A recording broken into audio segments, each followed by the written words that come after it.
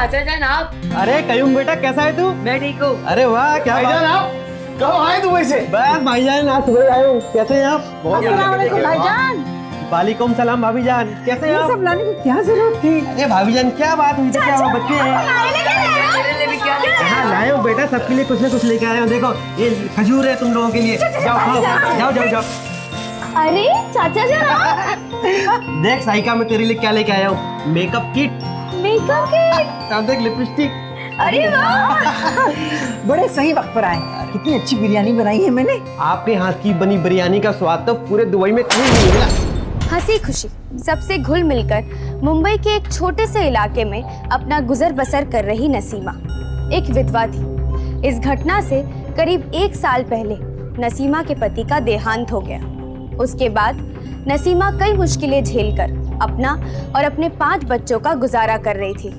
ऐसा क्या हुआ था इस औरत और इसके बच्चों के साथ, जो सभी लोग इनके घर पे पत्थर फेंक रहे थे।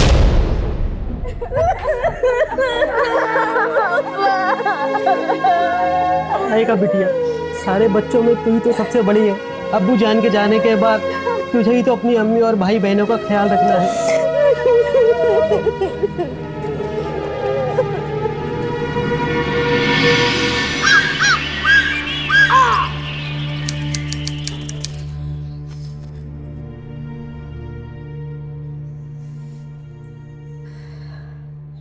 अम्मी, अम्मी, मैंने झाड़ू लगा दिया है और अभी मुझे हिना चाची के यहाँ जाना है खाना बनाने। अच्छा, और मेरे जाते ही आप पोछा लगाने मत बैठ जाना, उनकी तबीयत खराब है ना।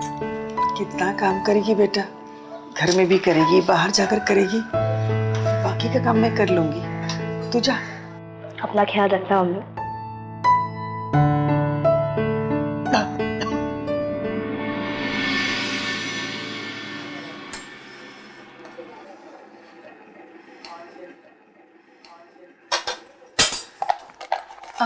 शाइका, वो क्या है कि आज मेरे यहाँ सफाई करने वाली बाई नहीं आई है, तो तुम्हें मैं 20 रुपए दूंगी। जरा तुम आज मेरे घर की सफाई कर दो। हाँ हाँ, क्यों नहीं, जरूर।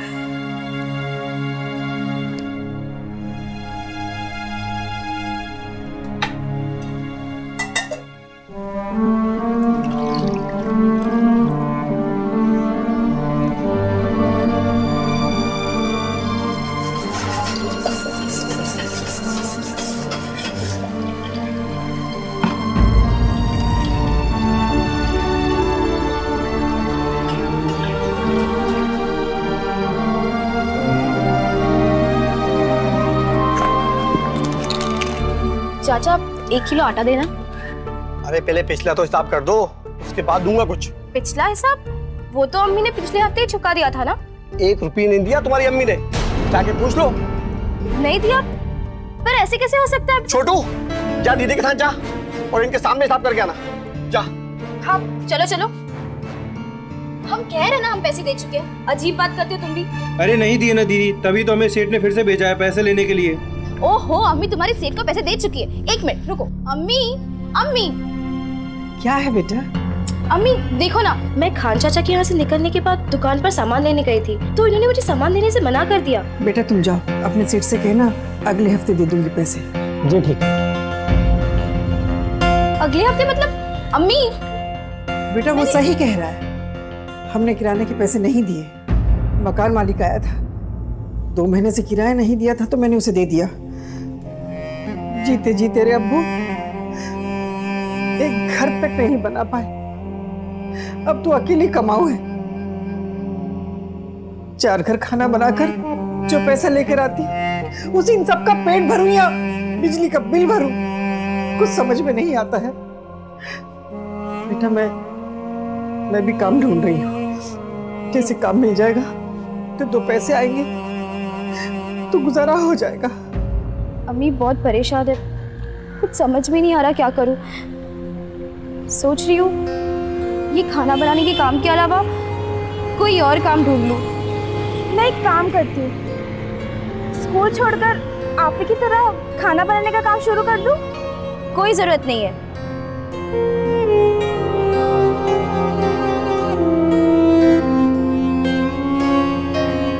आंटी आप खाना तो बना लेती है ना?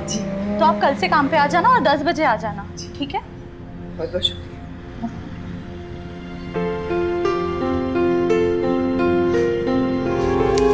सर प्लीज मुझे बस 2 हफ्ते दीजिए, मैं कुछ भी करके इनकी फीस जमा कर दूंगी। बस तब तक इन्हें क्लास अटेंड करने दीजिए सर, प्लीज सर। मैं ऑलरेडी पूरे 2 महीने का ग्रेस दे चुका हूं तुम लोगों को। आई एम सॉरी, मैं तुम्हारी कोई मदद नहीं कर सकता।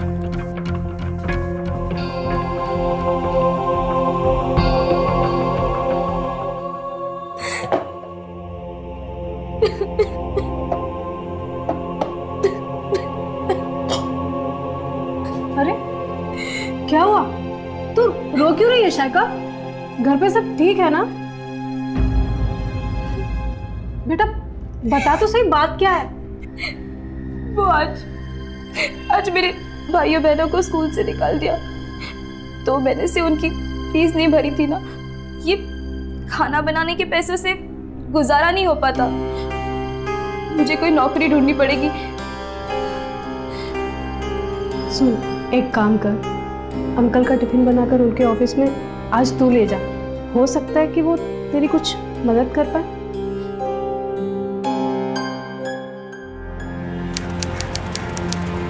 देखो, जॉब तो मैं तुम्हें दे दूंगा, वैसे भी मैं अपने लिए सेक्रेटरी ढूंढ ही रहा हूँ, लेकिन तुम्हारी आंटी जी की एक शर्त है, वो नहीं चाहती कि तुम यहाँ जॉब करने के बाद घर का खाना बनाना बंद कर दो।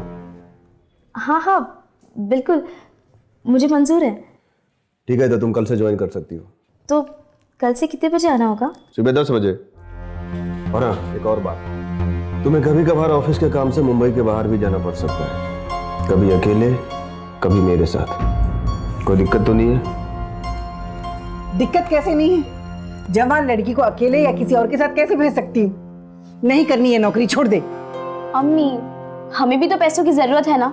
और अब देखो, अगर मैं जहीर अंकल को बाहर जाने से मना करती हूँ और यही मुंबई में नौकरी करती हूँ, तो उससे आपको कोई एतराज है क्या? अम्मी प्लीज। ठीक है।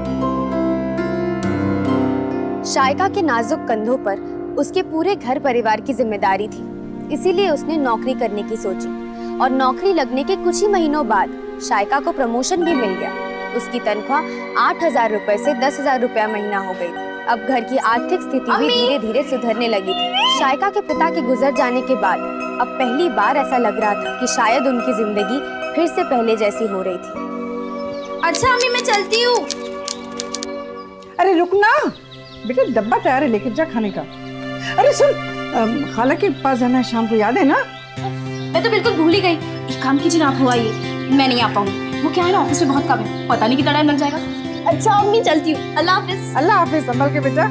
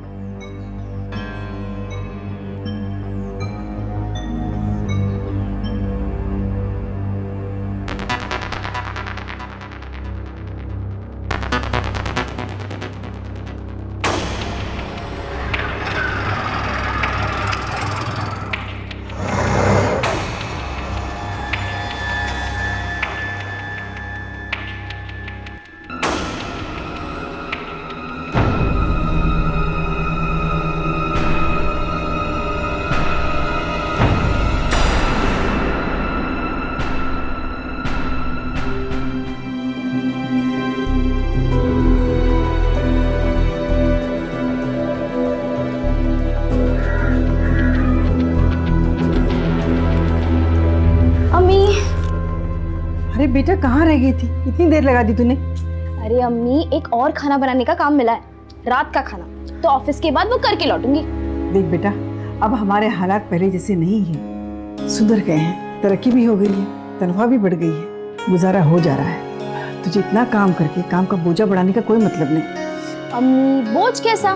खाना बनाना तो मुझे वैसे भी पसंद है, और अगर थोड़े पैसे आ गए तो कुछ बिगड़ जाएगा क्या? या अल्लाह, तेरे से बहस करना तो बेकार है। जा मुंह हाथ धुले, खाना गरम करती हूँ, चल जा।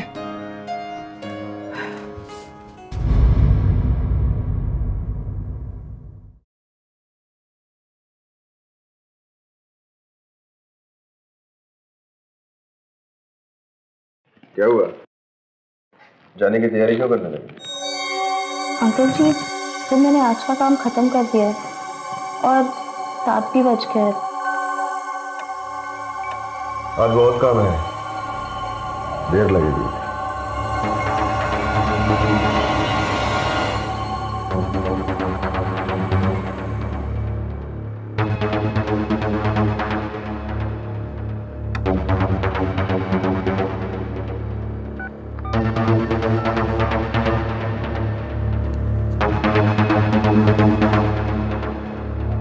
हेलो, मैं शाइका बोल रही हूँ। वो मैं आज नहीं आ पाऊंगी।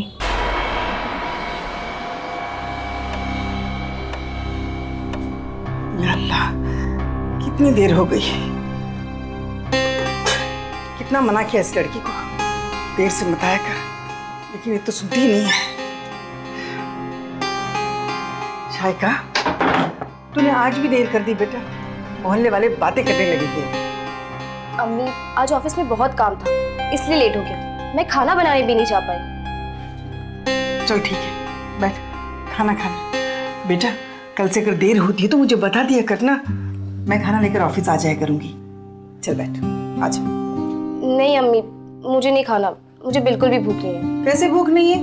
कैसे नहीं खाएगी? चल बैठ, बैठ ना। ये देर से आती है और खाना भी नहीं खाती। चल थोड़ा सा खा ले।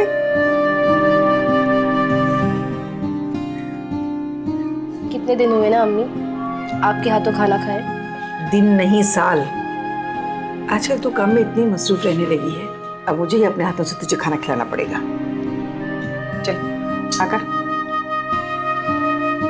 अब मुझे खिला। अम्मी, आपने खाना नहीं खाया?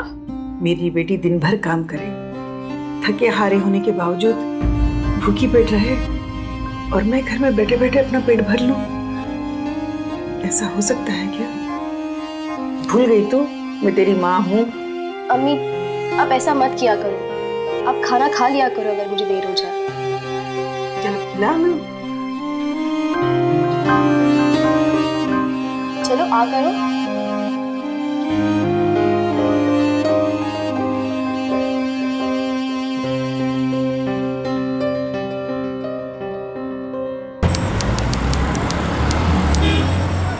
अरे नहीं सर, वो दिल्ली पहुंच भी जाएगी और सब कुछ अच्छे से संभाल लेगी। You don't worry, bye.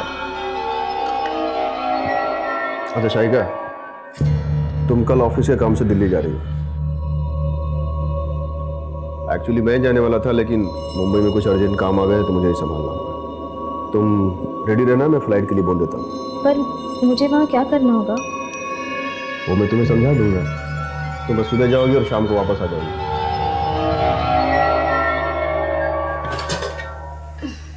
Shaika, आज खाला पूछ रही थी तुम्हारे बारे में। मैंने उन्हें बताया तुम्हें कितनी झटपट नौकरी मिली है और तुम्हारे साथ तुम्हारे काम से कितने खुश हैं। अरे हाँ, खाला पूछ रही थी तुम क्या काम करती हो। आज तक मैंने भी कभी पूछा नहीं। वैसे क्या काम करती हो तुम ऑफिस में? अरे अम्मी, ऑफिस में कई तरह के काम होते हैं, आपको कैसे समझाऊं? आप कभी ऑफिस गई हो क्या? ठीक है भाई, मैं ठहरी अनपढ़ गवार। अरे हाँ, तूने अपने साहब से साफ साफ कह दिया ना, कहीं तू बाहर नहीं जाएगी काम के सिलसिले में। हाँ, मैंने बता दिया है। अच्छा अम्मी, आप जल्दी से खाना लगाइए, मुझे जल्दी सोना है, कल सुबह को ऑफिस जल्दी जाना। तू बैठ, मैं भी लगाती हूँ।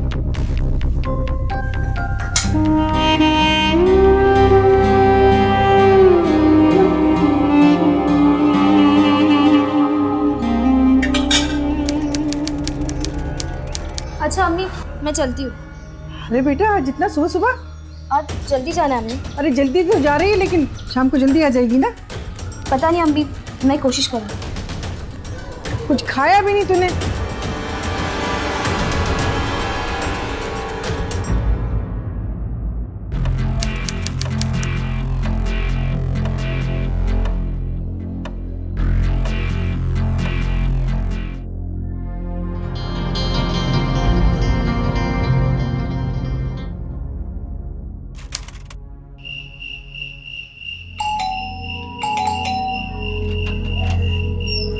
अस्सलाम वालेकुम। वालेकुम सलाम। जी मैं शायका की अम्मी हूँ। शायका अभी तक घर नहीं आई, 11:30 बज चुके हैं। उसके पास तो मोबाइल भी नहीं है।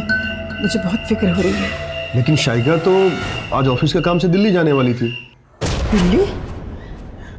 वो दिल्ली से कब लौटेगी? मैडम जी दिल्ली से तब लौटती ना जब वो दिल्ली पहुंचती। मेरे पार्टनर ने मुझे फोन किया और बताया कि वो दिल्ली आई ही नहीं। अब शाइका के पास कोई मोबाइल है नहीं कि मैं उससे बात करूं। नहीं मेरे पास आप लोगों का कोई नंबर था, पता नहीं लगा पाया। मुझे लगा शायद तबीयत बिगड़ गई होगी, दिल्ली नहीं गई और कल ऑफिस में आ जाएगी। ऑफिस नहीं गई, दिल्ली नहीं गई तो कहाँ गई होगी? मैं कहाँ ढूंढूं मेरी बच्ची को? अब ढूंढने का क्या मैडम, घर पे भी ऑफिस में भी दोनों जगह झूठ बोल के गई है आपकी बेटी। तो मतलब तो क्लियर ही है ना? हाँ? मतलब क्या साहब? अरे बाबा, मतलब आपकी बेटी झूठ बोल के गई है तो भाग गई होगी किसी के साथ। नहीं साहब, मेरी शायका ऐसी नहीं है। उसने मुझसे कभी झूठ नहीं बोला। वो मुझसे कभी नहीं झूठ बोली। ठीक है, आप कहती हैं तो रिपोर्ट लिख लेते हैं, कुछ पता चलेगा तो बता देंगे आपको।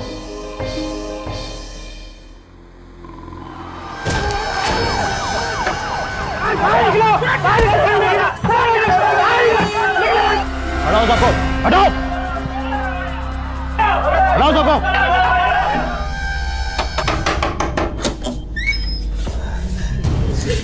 आपको हमारे साथ पुलिस स्टेशन चलना होगा। क्यों? लेकिन बात क्या है? मेरी बच्ची का कुछ पता चला?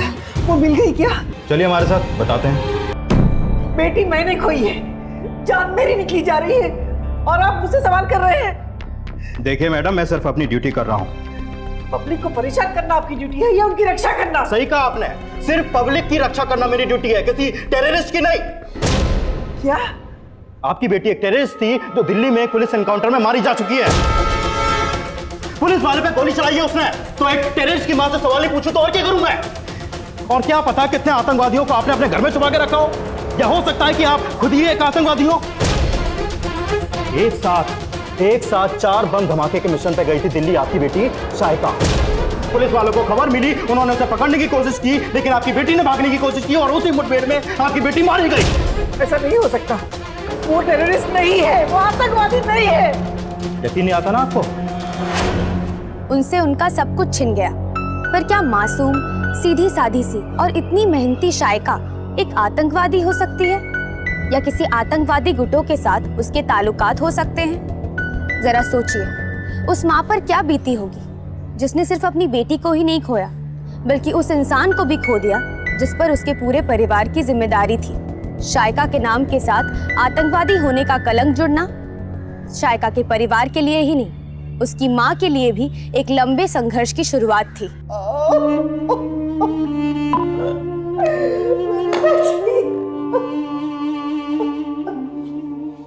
अब तो हमारे सवालों का जवाब देंगे आप?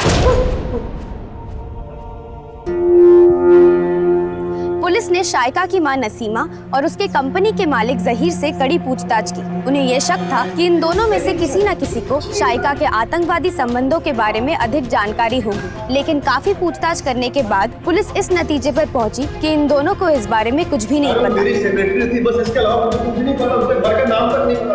पर सवाल ये उठता था कि पुलिस को ये भनक कहां से लग गई कि शाइका किसी आतंकवादी मॉड्यूल का हिस्सा था। आइए आइए आइए दीदी, आइए आइए। आप बिल्कुल बेफिक्र होकर हमारे यहाँ रह सकती हैं। आप ही क्या कर रहे हैं दीदी? पापा आपको कुछ भी करके शाइका को बेगुनाह साबित करना होगा। मैं एक वकील को जानता हूं, उससे बात करते हैं। आई एम सॉरी मैडम, मैं आप लोग के चलते अपनी परिवार की जान खतरे में नहीं डाल सकता। आप मान लीजिए कि आपकी बेटी आतंकवादी थी।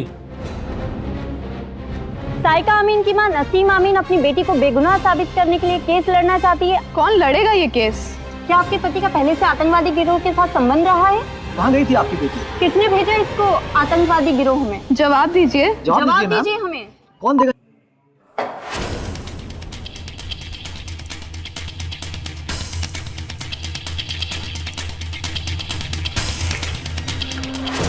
ये देखो, ये क्या है तुम्हारी बेटी ने? इसके बाद भी तुम काम मांगना ही हो? गलत लिखा है साहब, मेरी बेटी ऐसी नहीं है। जाओ यहाँ से।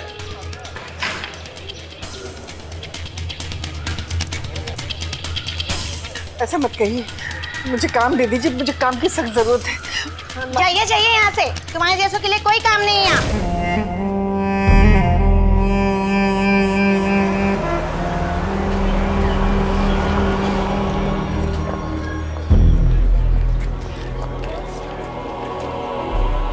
भाई साहब, शाइका अमीन का घर कहाँ होगा? हमको नहीं पता शाइका अमीन का घर कहाँ है, आगे जाइए आप।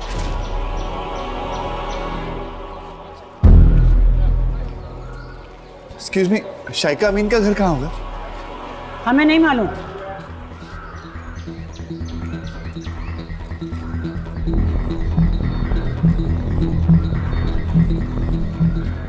भाई साहब, ये शाइका अमीन का घर कहाँ होगा? मुझे नहीं पता। भाई साहब प्लीज बता दीजिए ना। सर स्ट्रेट जाइए यहाँ से आप, फिर राइट लीजिए, दूसरा घर शाइका का है।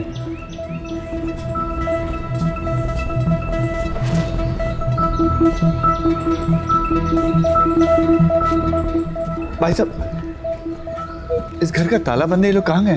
ये लोग जो अपने भाईजान के यहाँ पे गए, फारूक भाईजान के यहाँ पे कुर्ला में आपको मिलेंगे ये लोग। शुक्रिया भाई साहब। ओके।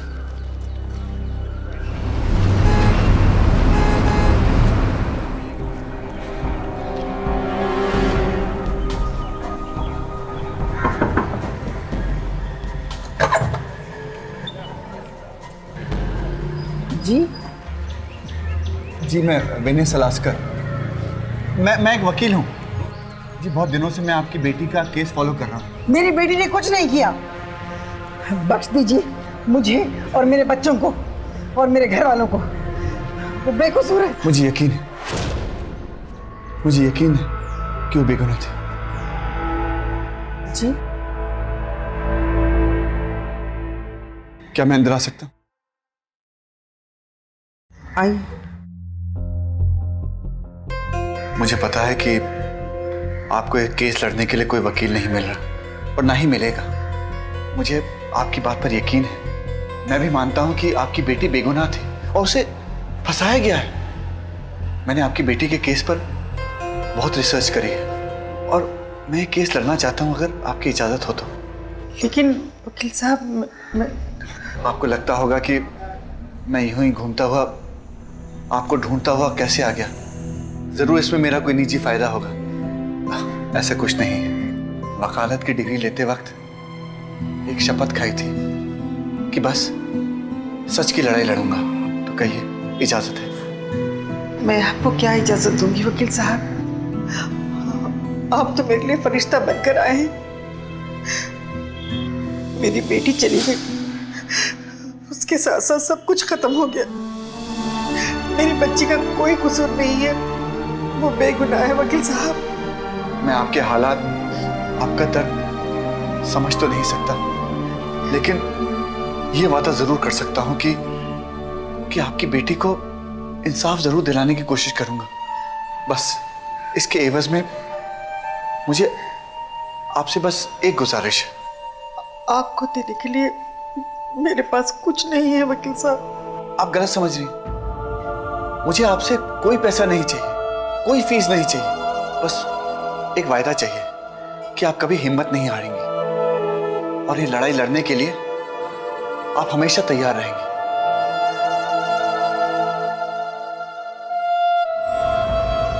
क्यों नहीं जा सकती अंदर?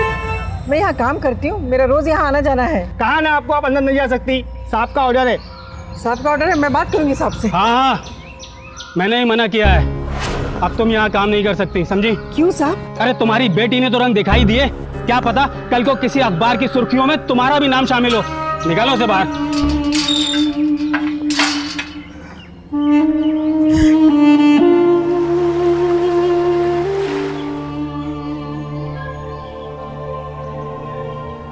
आज कोर्ट में मैंने कागजात दायर कर दिए। हमारी लड़ाई अब शुरू हो गई है। काफी चीजें आपको झेलनी होंगी। ये सब तो बिना केस लड़े ही मैं झेल रही हूँ वकील साहब। अब मैं पीछे नहीं हटूंगी, हमें ही केस लड़ना है। आपका बहुत बहुत शुक्रिया। आपने मुझ पर और मेरी बच्ची पर भरोसा किया। आप ना होते तो शायद मैं ये केस लड़ नहीं पाती। योर ऑनर, शाइका अमीन एक 19 साल की लड़की थी। उसका और उसके परिवार में से किसी का भी कोई भी क्रिमिनल रिकॉर्ड नहीं था। वो सुबह 10 बजे से लेकर शाम को 7 बजे तक ऑफिस में बैठती थी। इसके अलावा वो लोगों के घर जाकर खाना बनाती थी। इसके अलावा वो सिर्फ और सिर्फ घर में रहती थी। जो बच्ची इस टाइप का लाइफस्टाइल जीती हो, वो क्या कभी भी आतंकवादी गुट से संपर्क कर सकती है? मिस्टर विनय शायद एक बात भूल रहे हैं। पुलिस को साइका की मुंबई से दिल्ली आने की खबर मिली थी और उसने पुलिस पर पलटवार भी किया था, गोली भी चलाई थी। इतना सब होने के बाद मिस्टर विनय कैसे कह सकते हैं कि शाइका का किसी भी आतंकवादी गुट से कोई संबंध था ही नहीं? योर ऑनर, पुलिस को यह खबर थी कि फ्लाइट में आतंकवादी है, लेकिन यह खबर कहां थी कि शाइका ही आतंकवादी है? क्यों इंस्पेक्टर? सही कह रहा हूं ना इंस्पेक्टर साहब? आतंकवादी कौन सी फ्लाइट में है, क्या आपको एग्जैक्ट इंफॉर्मेशन थी? वो तो हमने पता लगाया। Exactly on. शाइका का आने जाने का टिकट उसकी कंपनी ने बुक किया था ऑनर। इसलिए मैं कंपनी के मालिक मिस्टर जहीर मलिक को विटनेस बॉक्स में बुलाने की इजाजत चाहूंगा। इजाजत है।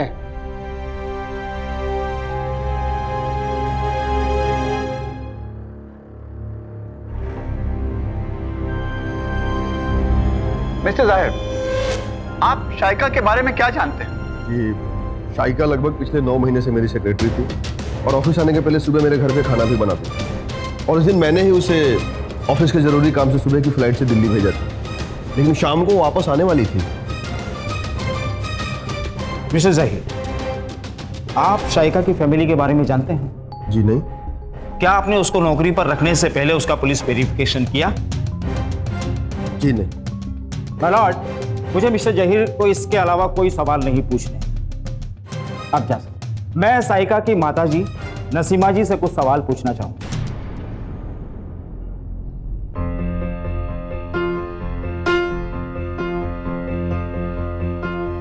हाँ तो नसीमा जी, सबसे महत्वपूर्ण बात कि आपकी बेटी काम क्या करती है? वो जहीर भाई के ऑफिस में काम करती थी और लोगों के घर में खाना बनाती थी। जिन जिन लोगों के घर वो खाना बनाने जाती थी, उन लोगों के नाम और पता आप बता सकती हैं? जी, मुझे जहीर भाई के अलावा और किसी का नाम नहीं मालूम। किसी का नाम नहीं जानती आप? अच्छा, ये बताइए कि आपकी बेटी जहीर जी के ऑफिस में क्या काम करती है? जी, वो ऑफिस के काम करती थी। ऑफिस में किस तरह के काम होते हैं आप जानती हैं ना अच्छी तरह से। मेरा मतलब किस पोस्ट पर थी वो? उसने मुझे कभी बताया नहीं। ऑब्जेक्शन है ना, ऐसे बेतुके सवाल पूछकर ये मेरे क्लाइंट को परेशान कर रहे हैं। Objection overruled. Thank you madam. अच्छा नसीमा जी, आपकी बेटी सुबह 7 बजे घर से निकलती थी और देर रात 10-11 बजे घर पहुंचती थी, तो इन 3-4 घंटे के दरमियान वो कहां जाती थी, कहां किससे मिलती थी, आप जानती हैं? ऑफिस के काम के बाद वो लोगों के घर में खाना बनाती थी। यानी आप उनका नाम पता भी नहीं जानती, है ना? छोड़िए, ये बताइए कि जब आपकी बेटी आखिरी बार आपके घर से निकली तो आपको क्या कहकर गई? उसने कहा ऑफिस में बहुत काम है, इसलिए उसे जल्दी जाना है। लेकिन वो तो उस दिन दिल्ली जा रही थी ना, इसका मतलब कि उसने आपसे झूठ बोला। एक बेटी अपने माँ से झूठ क्यों बोलेगी जबकि उसको एक दिन के लिए ऑफिस के काम से दिल्ली जाना हो सकता है ऑफिस का कोई काम ही ना हो। असल में वो दिल्ली में आतंकवादी हमले पर जा रही हो, है ना? ऐसा कुछ भी नहीं है। ऐसा ही है नसीमा जी, ऐसा ही है। दिल्ली जाने वाली बात जब एक बेटी आपसे छुपा सकती है तो और न जाने कितना झूठ कहा होगा उसने आपसे, फिर भी आप कह रही कि आपकी लड़की आतंकवादी नहीं है। हो ही नहीं सकता। असल में वो दोहरी जिंदगी जी रही थी जज साहब, घर में कुछ और बाहर कुछ और। मैलॉर्ड, शाइका की मां जो ये केस लड़ना चाहती हैं, वो खुद अपनी बेटी के बारे में कितना कम जानती हैं ये हम सभी ने अभी देखा। इसीलिए इनकी बात पर यकीन करके इस केस को आगे बढ़ाने में कोई फायदा नहीं, सिर्फ वक्त बर्बाद करना है। That's all. योर ऑनर, मुझे इस केस के लिए कुछ और सबूत और गवाह इकट्ठे करने हैं। मैं कोर्ट से रिक्वेस्ट करूंगा कि मुझे एक और तारीख की मोहलत दें। बैलॉट, पुलिस के पास पुख्ता सबूत है, जबकि मिस्टर विनय के पास कोई सबूत नहीं। इसलिए मैं यही चाहूंगा कि इस केस को यही बंद कर दिया जाए। Please your honour. केस की और एक सुनवाई होगी। प्रोसिक्यूशन अपने सबूत और गवाह अदालत में पेश कर सकते हैं। कोर्ट इज अजन। पहली सुनवाई में नसीमा और विनय को इतनी ही सफलता मिली कि उन्हें एक और बार सुनवाई का मौका मिल गया। केस की तह तक जाने के लिए विनय केस से संबंधित हर छोटी छोटी जानकारी जुटाने की कोशिश कर रहा था, क्योंकि मुमकिन था कि उसे दूसरा मौका न मिले। उसका बस यही मकसद था कि अदालत केस की जांच करने का आदेश दे दे, और उसे पूरा विश्वास था कि एक बार जांच शुरू हो गई तो सच्चाई खुद ब खुद सामने आ जाएगी। इसके लिए उसे अपने केस को बेहद मजबूत करने की जरूरत थी। पर इस दौरान शाइका की परिवार की हालत बिगड़ती जा रही थी। एक के बाद एक कठिनाइयां उनके सामने आ रही थी। शाइका की मां नसीमा अपने परिवार का हौसला बनाए रखने की पूरी कोशिश कर रही थी, पर यह कोशिश कितनी कारगर थी और कब तक चलती? लेकिन वो तो उस दिन दिल्ली जा रही थी ना, इसका मतलब कि उसने आपसे झूठ बोला। अगर मैं जहीर अहमद को बाहर जाने से मना करती और यही मुंबई में काम करती हूँ तो उससे आपको कोई एतराज है क्या? ठीक, शाइका ने मुझसे झूठ क्यों बोला? किस बारे में? वकील साहब, कहीं ऐसा तो नहीं शाइका सचमुच मुजरिम थी और मुझे ही इस बात का पता नहीं था? अम्मी, ये आप क्या कह रही हो? कुछ लोगों की बातों में आके आप शाइका दीदी पे शक कर रहे हो? मैंने आपको पहले ही कहा था, इस लड़ाई में लोग कई बातें कहेंगे, आपको कई बातें झेलनी पड़ेंगी। जो भी वो लोग कहते हैं वो सच नहीं होगा। अब हम इस जंग में उतर चुके हैं। जब तक ये जंग एक अंजाम पर नहीं आएगी, हम चैन से नहीं बैठेंगे।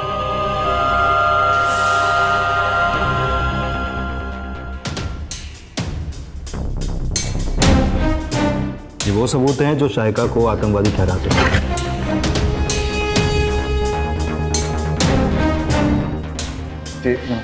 नमस्ते। शाइका क्या आपके यहाँ काम करती थी? जी हाँ, वो मेरे यहाँ काम करती थी। कितने बजे आया करती थी? 11 बजे आती थी और 12:30 तक चली जाती थी। आपको कभी ऐसा लगा कि उसकी किसी से दुश्मनी थी या किसी से छुप छुप के मिलती थी?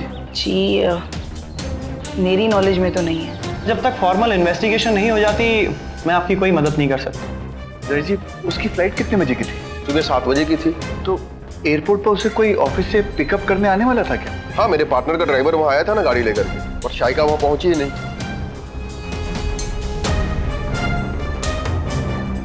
हमें तो सिर्फ नाम बताया था कि शाइका नाम की कोई लड़की आएगी, उसको तुम्हें लेके आना, लेकिन वो आई नहीं साहब। 2 घंटे तक हम खड़े रहे, नहीं आई साहब। ये बात आप कोर्ट में बोल सकते? साहब, हम कोर्ट में बोल तो देंगे, लेकिन हमें कुछ नहीं होना चाहिए। आप चिंता मत करो, मैं हूं ना, आपको कुछ नहीं होगा। ठीक है साहब, हम कोर्ट में बोल देंगे साहब।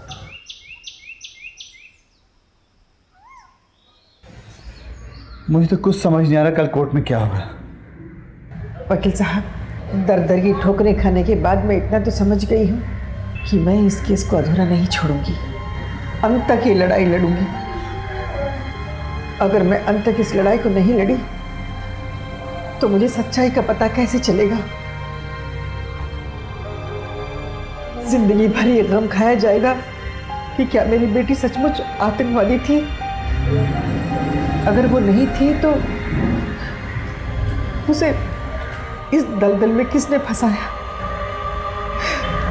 क्यों? ऐसा क्यों किया?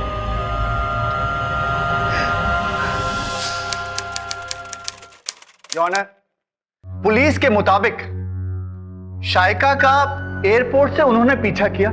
शाइका ने पुलिस पर फायरिंग की और वो इनकाउंटर में मारी गई।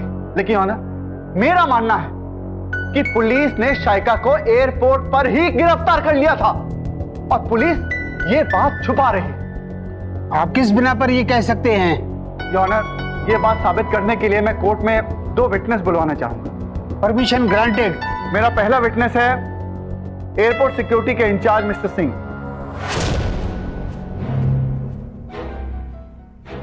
मिस्टर सिंह, क्या शाइका को पुलिस ने एयरपोर्ट पर अरेस्ट नहीं किया था? सर, मैं पहले भी बता चुका हूं कि पुलिस ने एयरपोर्ट से शाइका अमीन को गिरफ्तार नहीं किया।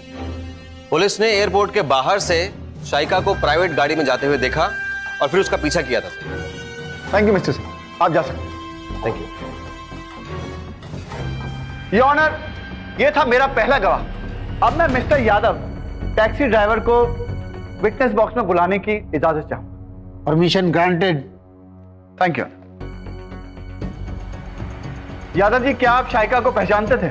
नहीं, मुझे उनका नाम का बोर्ड लेकर एयरपोर्ट भेजा गया था उनको लाने के लिए। जब आप एयरपोर्ट के बाहर शाइका का बोर्ड लेकर उसके लिए वेट कर रहे थे तो आपने क्या देखा? अब मैंने देखा कुछ लोगों ने पकड़कर शाइका को गाड़ी की तरफ लेकर गए और उसे जबरदस्ती गाड़ी में बिठाया और बाकी के लोग पीछे खड़ी गाड़ी में बैठकर एयरपोर्ट से चले गए। पहले मैं उसे जानता नहीं था।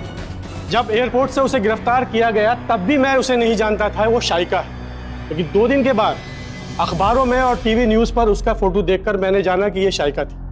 थैंक यू यादव जी, आप जा सकते।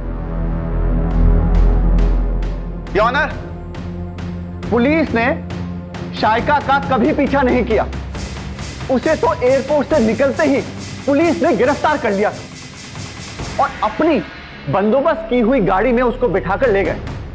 अगर बंदोबस्त की हुई गाड़ी पुलिस की थी तो शाइका ने पुलिस पर फायरिंग कैसे की? उसके पास बंदूक कहां से आई? प्लेन से तो लेकर नहीं आई होगी। जब उसके पास बंदूक थी ही नहीं तो पुलिस पर गोली कैसे चला सकती है वो? योर ऑनर, ये इनकाउंटर नहीं था, ये कोल्ड ब्लडेड मर्डर था। एक बेचारी लड़की को आतंकवादी का ठप्पा देकर उसका खून किया गया है और ये क्यों और किसके कहने पर हुआ, इस बात का पता लगाना अभी बाकी है।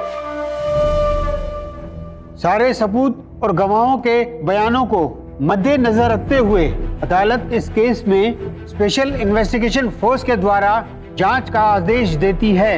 जांच पूरी होने के बाद इस केस की फिर से सुनवाई होगी। The court is dismissed.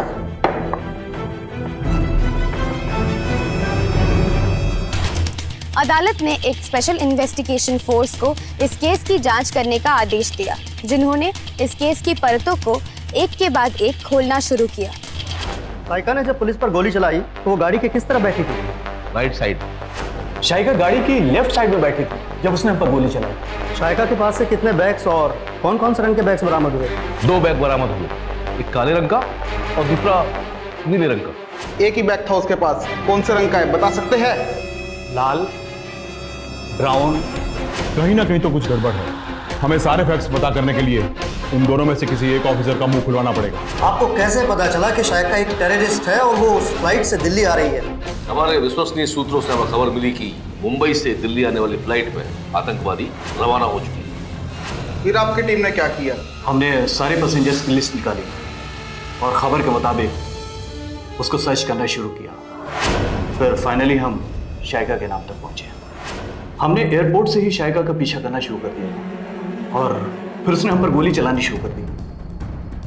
थोड़ी देर बाद हमने भी उस पर फायर किया। स्पेशल इन्वेस्टिगेशन फोर्स की जांच 2 साल से भी ज्यादा लंबी चली। कई सबूत, कई गवाह तैयार किए गए अदालत में पेश करने के लिए। विनय की मदद से शाइका की अम्मी नसीमा का ये कठिन संघर्ष अब अपने अंजाम तक पहुंचने वाला था।